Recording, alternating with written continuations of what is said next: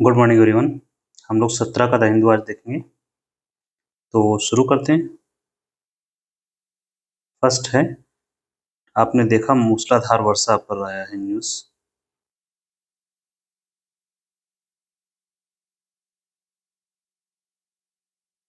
मूसलाधार वर्षा and flash flood.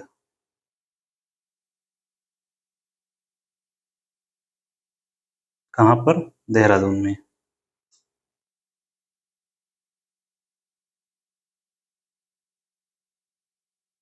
तो यहाँ देहरादून में जो बाढ़ आई है, फ्लैश फ्लड है, उसका कारण क्या है? मूसलाधार वर्षा। मूसलाधार वर्षा क्या होती है? लगातार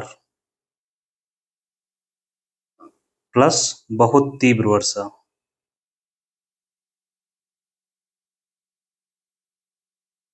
एक होती है धीरे धीरे वर्षा हो फुहार के साथ, एक होती है बहुत तेजी से वर्षा होती है। जैसे वर्षा आपकी कहाँ होती है ऐसी वर्षा?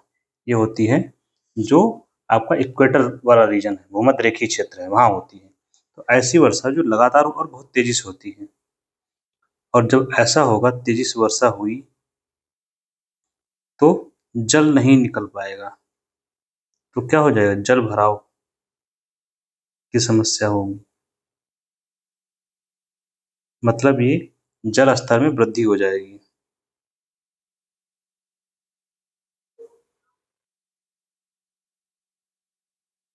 जल स्तर में वृद्धि, जल भराव की समस्या, और ये भी सब कब होगा? अल्प समय में, अति अल्प समय में। अल्प समय से तात्पर्य 1-2 घंटे में। अब 1-2 घंटे में होगा, 1 टू आवर में हो गया, तो इसी को बोला जाता है फ्लैश फ्लड। फ्लड का मतलब होता है बाढ़।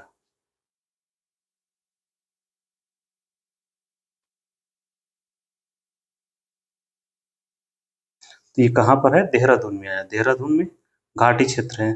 इससे पहले हम लोग पढ़ चुके हैं कई बार। फ्लैश फ्लड की स्थिति कहाँ देखी हमने? पर्वतीय क्षेत्र में, जैसे J&K में, हिमाचल प्रदेश में। ठीक है, इसके अलावा आप नॉर्थ ईस्ट में देख सकते हैं।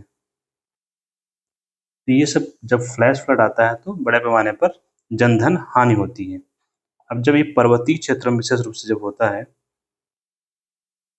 देहरादून जैसे घाटी क्षेत्र है, पर्वतीय क्षेत्र है, पर्वतीय क्षेत्रों में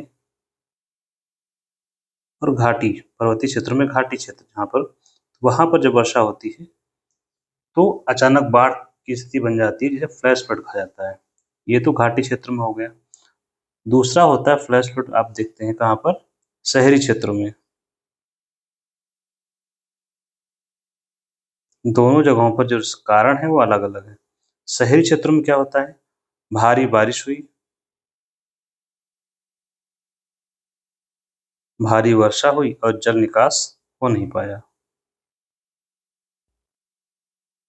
या जल निकास प्रणाली चोक हो गई।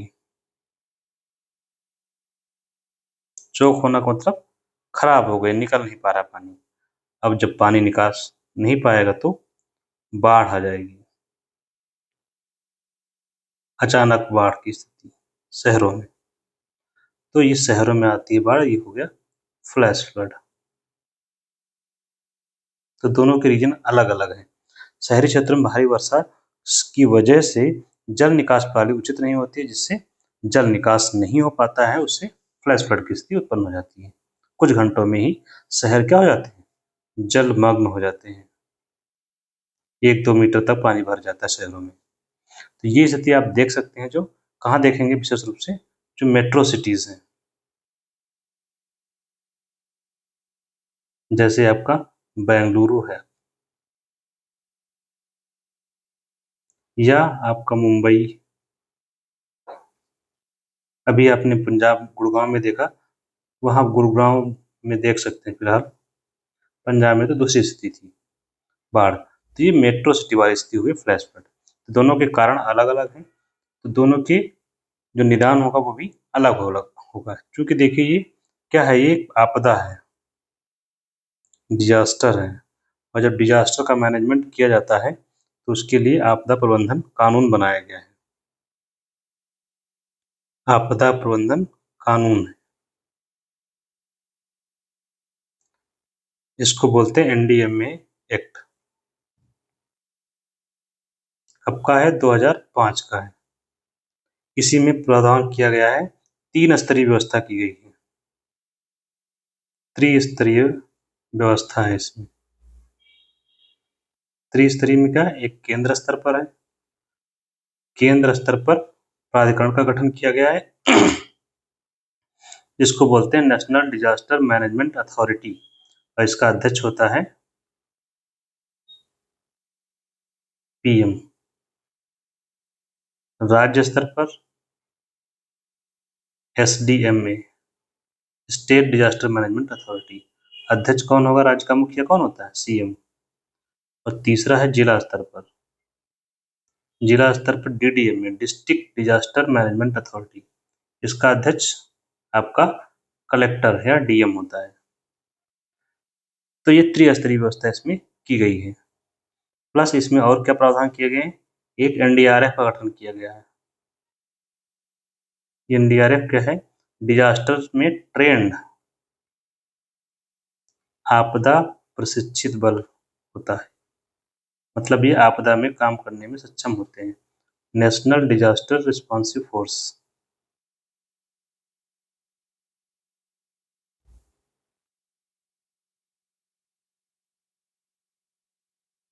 नेशनल डिजास्टर रिस्पॉन्सिव फोर्स, इसमें क्या है?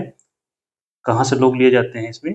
जो सीएपीएफ है, सेंट्रल आर्म पुलिस फोर्सेस, जैसे कि एसएसबी है, आईटीबीपी, यहाँ से इनके जो वो होते हैं, जो सिपाही होते हैं, जो सैनिक होते हैं, जो अधिकारी होते हैं, वो लिए जाते हैं और एनडीआरएफ का गठन किया जाता है, उससे मिलकर बनी होती है। ठीक है, तो इसी में ये आपदा प्रबंधन को लेकर हमारे यहाँ कानून बनाया गया है। ये आपदा है तो आपदा का प्रबंधन इनके अनुसार किया जाता है। जब आपदा आती है तो आपदा के समय हम देखते हैं कई लोग सहायता करते हैं, कई एजेंसी आपस में कोऑपरेट करती हैं। जैसे एक तो आपकी स्थानीय पुलिस फोर्स होती है, और कौन होता है? आपकी एनडीआरएफ की टीम होगी, national disaster responsive force. SDRF भी कई राज्यों में बना है तो वो होगी। ठीक है, इसके अलावा कुछ एनजीओज, वॉलेंटियर्स जो हेल्प करते हैं, तो ये सब मिल करके उस आपदा के समय में लोगों की मदद करते हैं, ताकि लोगों की जान माल की रक्षा की जा सके। तो ये हो गया बेसिक हमें पहली न्यूज़ का, क्या हमें देखना है। दूसरा है इजराइल को लेकर के।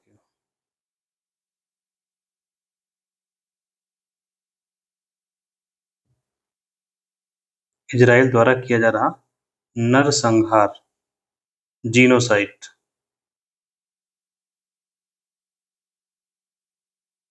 किसने कहा है? यूएन आयोग।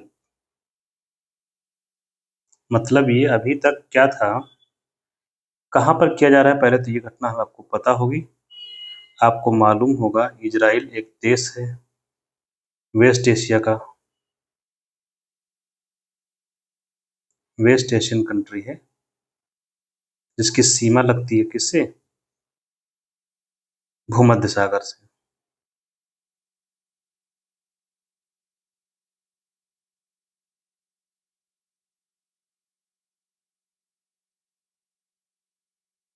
इसने हमला कर रखा है कहाँ पर? गाजा पट्टी पर। यहाँ रहते हैं फिलिस्तीनी, प्लस इसको कंट्रोल कौन कर रहा था? हमास। हमास एक अंतर्राष्ट्रीय संगठन है। तो इजराइल ने गाजा पट्टी पर हमला कर दिया है, बहुत लगभग साल भर से चल रहा, साल 1.5 साल से। और इस हमले में हुआ क्या है? अब स्थिति ये हो गई है कि वहां से लोगों को निकलने की वार्निंग दे दी गई है, लोगों को विस्थापित किया जा रहा है।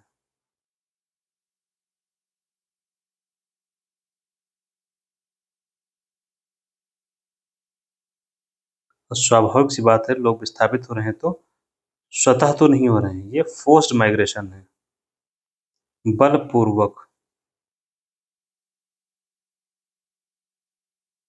विस्थापन या प्रवास। क्योंकि इजराइल ने एक वार्निंग दी है कि जो गाजा का स्थान है वो लोग छोड़कर किसी और स्थान पर चले जाएं, नहीं तो उनको क्या होगा, हमले कर किए जाएंगे और वहीं पर मृत्यु हो जाएगी। इसलिए इनको बलपूर्वक विस्थापित किया जा रहा है, जिसको छोड़ने जाना है वो चला जाए, नहीं तो मिलिट्री हमला करेगी। तो ये कैसा प्रवास होगा, बलपूर्वक प्रवास। कारण युद्ध,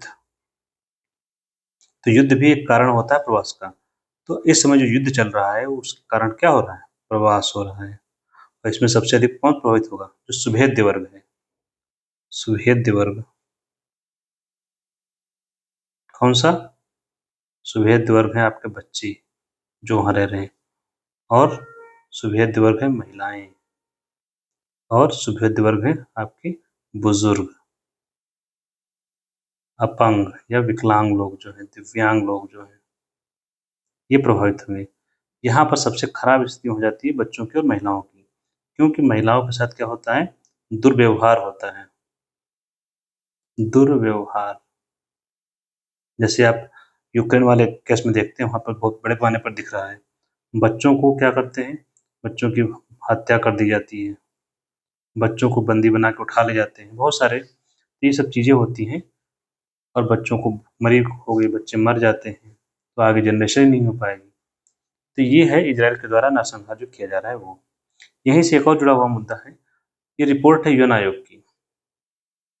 अभी तक क्या था कि जो जैसे फ्रांस है, यूरोप के जो देश है वही कह रहे थे कि इजराइल के द्वारा नरसंहार किया जा रहा है या जिनोसाइड किया जा रहा है। अब संयुक्त राष्ट्र संघ द्वारा गठित इंडिपेंडेंट कमीशन, स्वतंत्र आयोग ने भी कह दिया है कि भाई ये कर रहा है जिनोसाइड। आपसे पूछा जा सकता है तो आप बता दे सकते हैं कि इजराइल के द्वारा जिनोसाइड किया जा रहा है इस रिपोर्ट के अनुसार। यहाँ एक और बात याद रखनी है कि इजराइल के द्वारा अभी कतर पर हमला किया गया था, यहीं पर हम देख लेते हैं। कतर पर हमला किया था हमास के चक्कर में, कि हमास वाले वहां बैठे हुए हैं। इसको लेकर जब कोई देश किसी दूसरे देश पर हमला करता है तो ये क्या माना जाता है, ये संप्रभुता का उल्लंघन है, द वायलेशन ऑफ सॉवरेनिटी। किसकी संप्रभुता का, कतर की संप्रभुता का उल्लंघन, संप्रभुता का उल्लंघन किया इजराइल ने।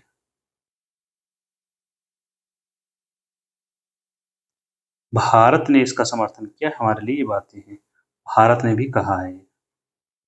ये आपने न्यूज में पढ़ा होगा, आज वाली न्यूज में, आज वाली इन द सेंस 17 सितंबर की, भारत ने ऐसा कहा है। तो भारत भी क्या है, झुक गया है कहीं ना कहीं कतर की ओर की, संप्रभुता का उल्लंघन तो हुआ है इजराइल के द्वारा। ये फॉरेन पॉलिसी में चेंज है। दूसरा यहाँ पर एक भारत का स्टैंड जाता है, जैसे भारत क्या क्या और संयुक्त राष्ट्र संघ दोनों का वही स्टैंड आया है कि क्या इसका सलूशन क्या हो, ये जो हमला हुआ है, जो संघर्ष चल रहा है, संघर्ष का हल। तो संघर्ष के हल के रूप में जो देश देख रहे हैं उसका नाम है to nation theory.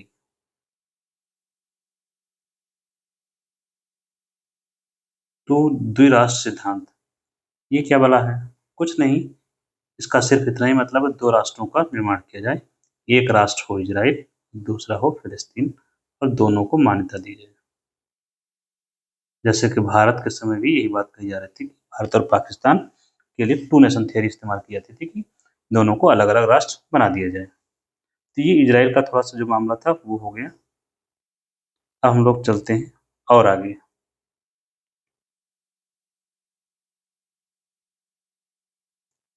Typhoon missile system है,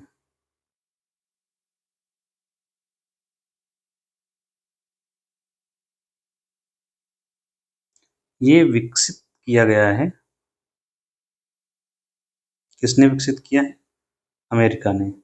और इसे अभी जापान में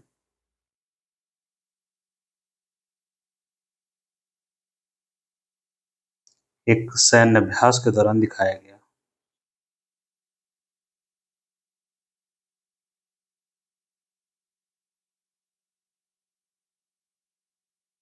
तो जब ये दिखा तो इसी दिखने की वजह से चाइना ने कहा है, चीन ने कहा है, इसको हटा दो यहाँ से,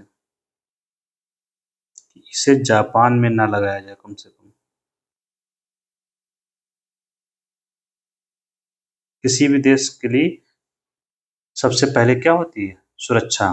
तो ये डिफेंस सिस्टम अगर चीन के पास, जो जापान है, चीन से सीमा नहीं लगती है लेकिन एकदम बगल में ही है, तो जैसे जब आप मैप देखते होंगे तो अगर ये चीन मान लूँ मैं, तो यहीं पर कहीं आपका वो होगा, क्या बोलते हैं, कोरिया।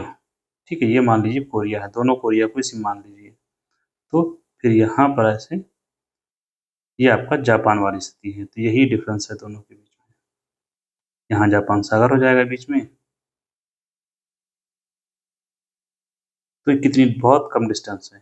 तो सुरक्षा की वजह से, सुरक्षा कारण है जिसकी वजह से वो कह रहा है कि सिस्टम हटा लिया जाए। नेक्स्ट है 100 उत्पादों की सूची तैयार करेगा भारत।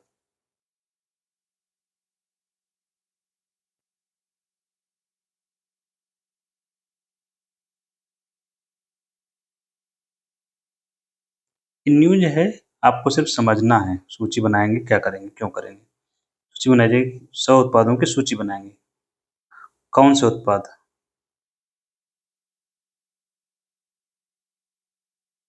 जिनका सर्वाधिक आयात करता है। कौन से उत्पादों को? कि जिनका सर्वाधिक आयात करता है भारत।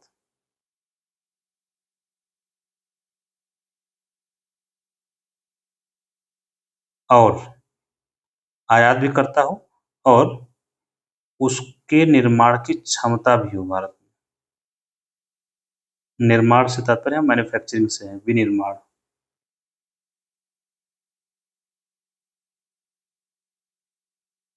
उसके निर्माण की क्षमता भी हो। क्यों तैयार कर रहा है? इसका सिर्फ एक ही मकसद है। क्या?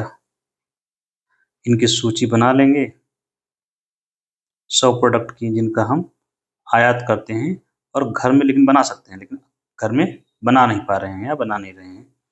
तो अब क्या करेंगे? अब इन 100 प्रोडक्ट्स का के खाने के उत्पादन को क्या करेंगे? बढ़ावा दिया जाएगा।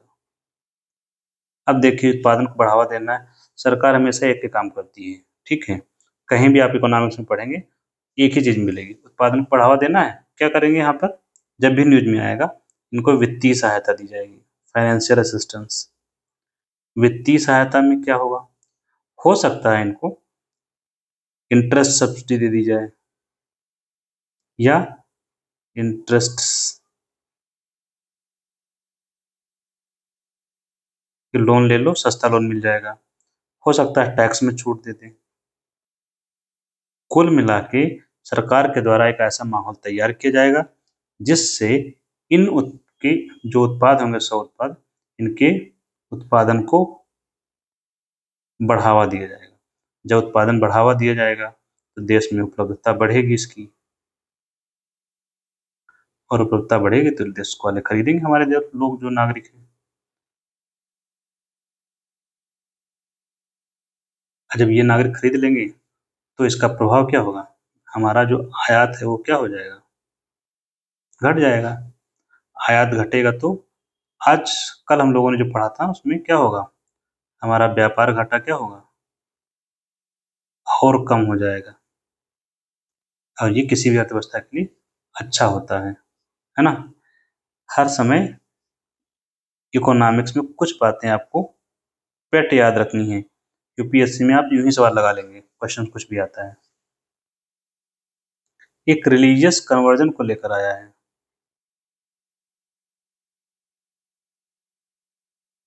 धर्म परिवर्तन,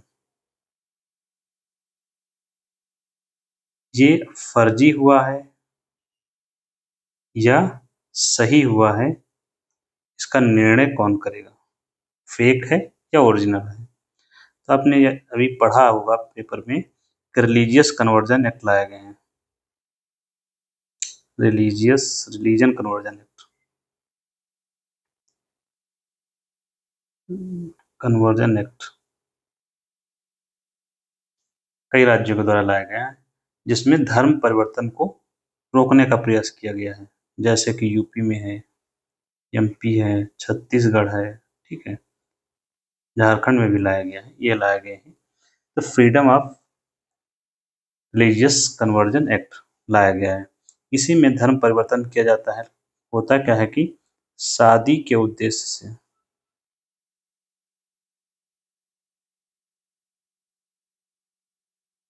केवल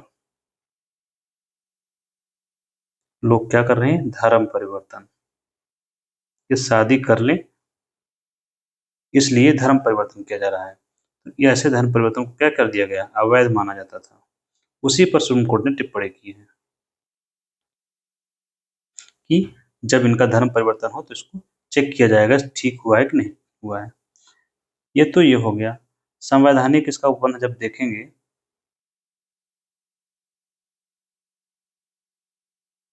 संवैधानिक उपबंध या संवैधानिक प्रावधान कहाँ पर है मिलेगा आपको?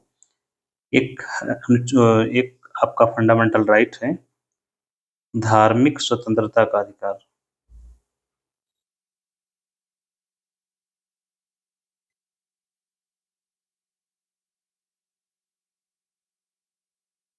और इसमें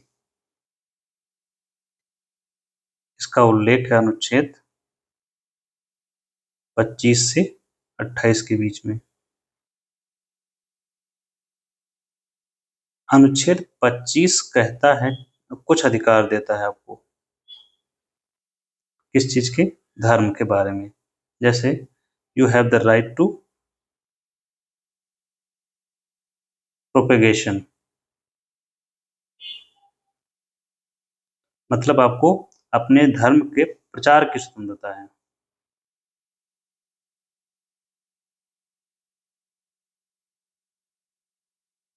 प्रचार की स्वतंत्रता का अधिकार है, लेकिन इस प्रचार की स्वतंत्रता में धर्म परिवर्तन शामिल नहीं है।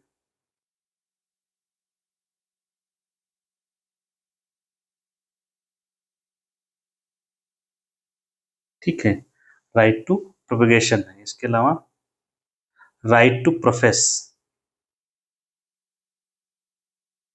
मतलब अपने धर्म को पालन करना, प्रोफेस करना, पालन करना, उसका प्रचार करना और उसके अनुसार आचरण करना, तीन बातें आती हैं। तो इन सब की स्वतंत्रता का उल्लेख अनुच्छेद 25 में किया गया है। तो फोर्सफुल कन्वर्जन नहीं किया जाएगा, वॉलेंट्री होना चाहिए धर्म परिवर्तन की। किसी को लग रहा है कि हम करना चाहते हैं, स्वैच्छिक लग रहा है, तब वो वैलिड होगा।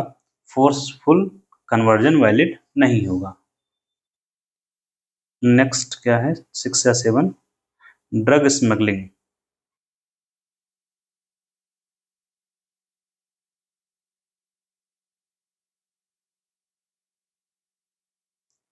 ड्रग स्मगलिंग को क्या बोलते हैं हम लोग, दवाओं का अवैध व्यापार। कुछ स्पष्ट शब्द है, दवाओं का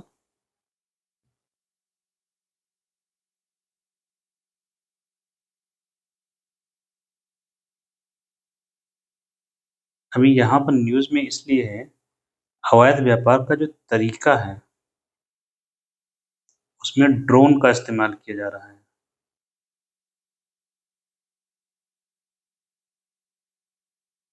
कैसे?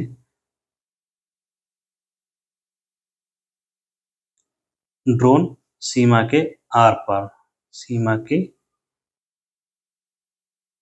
आर पार भेजने में, दवा को सीमा के आर पार भेजने के लिए। तो ड्रोन में जैसे मान लीजिए कोई ड्रोन है, उसी में ये मान लीजिए कि ड्रोन है,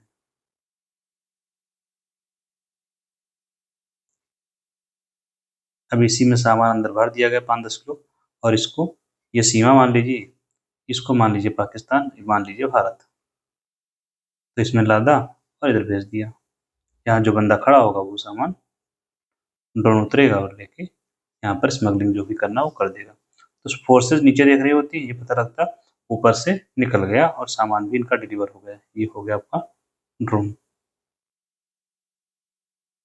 ठीक है, तो ड्रग स्मगलिंग में ड्रोन का इस्तेमाल किया जा रहा है। तो देखिए किसी भी टेक्नोलॉजी के दोनों तरफ उपयोग कर सकते हैं, पॉजिटिव में भी और निगेटिव में भी। तो ये ड्रोन का निगेटिव इस्तेमाल है एक प्रकार से। ठीक है, अब यहाँ प्रॉब्लम क्या है, जो दवाओं का अवैध व्यापार है, इसकी समस्या क्या है? समस्या क्या है, इनके माध्यम से जो व्यापार होता है, अवैध धन प्राप्त करते हैं।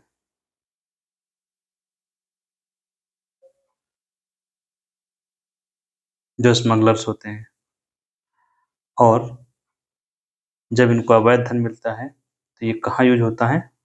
आतंकवाद में, आतंकी घटनाओं की फंडिंग में।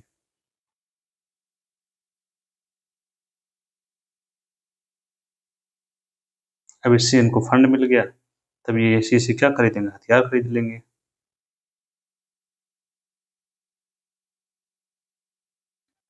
अब हथियार खरीदा इन्होंने तो भारत में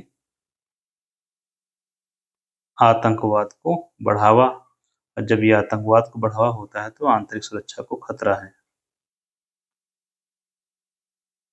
तो ये मामला इंटरनल सिक्योरिटी से जुड़ा हुआ है। अब जहां पर हम जिस दवाओं की बात कर रहे हैं अवैध व्यापार की, नारकोटिक्स ड्रग्स जो होती हैं, अफीम है, चरस है,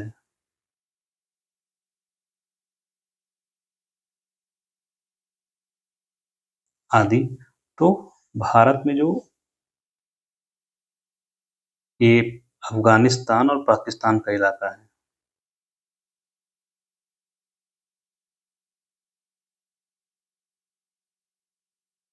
यहाँ से अफगानिस्तान से ड्रग आती है भारत में, और इसको बोलते हैं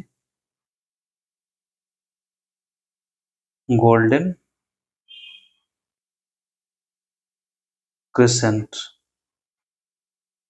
क्योंकि यहाँ पर अफीम की खेती होती है, विशेष रूप से अफगानिस्तान में। तो ये चंद्राकार दिखता है इसलिए गोल्डन क्रिसेंट, क्रिसेंट का मतलब चंद्राकार का, अर्धचंद्राकार। और भारत का जो दूसरा मैप अगर आप देखेंगे,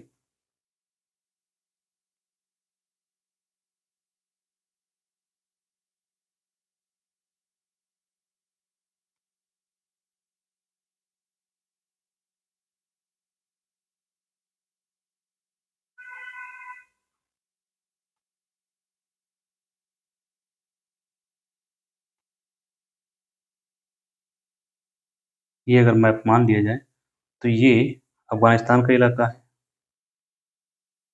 तो ये है गोल्डन क्रिसेंट। क्वेश्चन आपसे पूछा जाता है,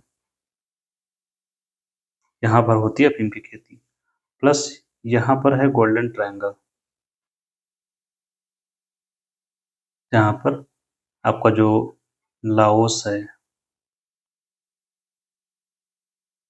वियतनाम है, इन क्षेत्रों में इसकी खेती होती है, किसकी? अफीम वगैरह की। तो ये नॉर्थ ईस्ट से भारत में प्रवेश करता है। तो ये सब चीज़ें आपको याद रखनी है जो इंटरनल सिक्योरिटी के लिए खतरा है, क्योंकि इनको यहाँ से आएगा, ये बेचेंगे, पैसा मिलेगा, भारत में अस्थिरता उत्पन्न करे। तो यहाँ पर अस्थिरता का एक बड़ा कारण है इन दवाओं का व्यापार। ये आता है, दवाएं आती हैं ऑर्गेनाइज क्राइम में, संगठित अपराध में इनको जो होता है।